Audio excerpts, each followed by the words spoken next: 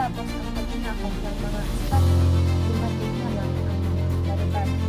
Marami ang umasa, marami rin ang nagsimula.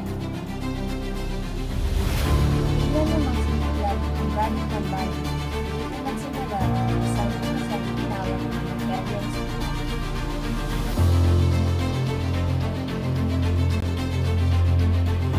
Noong panahon ng mga Amerikano, maraming Pilipino ang nawalan ng pag-asa. Sa halip na kalayaan, kahirapan at kawalan ng katarungan ang kanilang nararanasan. Isa sa mga lumaban para sa karapatan ng mga Pilipino ay si Benito Ramos, isang reguladong leader na nagtatag ng Partido Sentral noong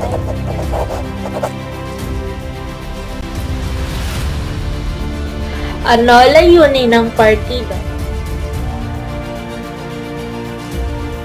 Isang simpleng pangarap. Kalayaan ng Pilipinas sa lalong madaling panahon.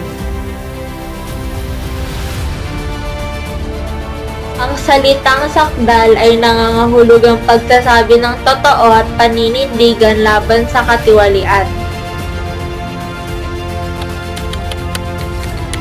Naging popular ang kilusang dahil sa dyaryong itinatawag na sakdal, na kung saan inilalantad ni Ramos ang mga maling gawain ng mga opisyal at ang kawalan ng hustisya ng mga maitim. Sumali rito ang maraming magsasaka at manggagawa. Naniniwala sila na makakamit nila ang tunay na kalayaan sa pamamagitan ng pagkakain. Ngunit habang lumalakas ang kanilang tinig, lalong tumitindig ang galit ng pamahalaang kolonyal.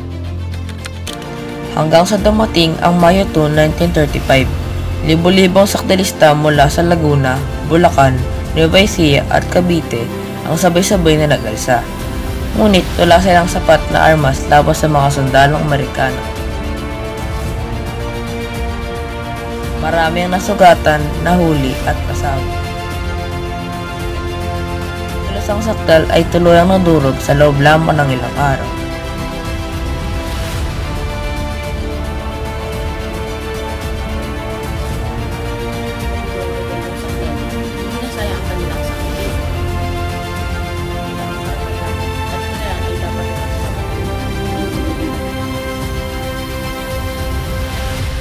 Benito Ramos nagpatuloy sa puso ng mga Pilipino.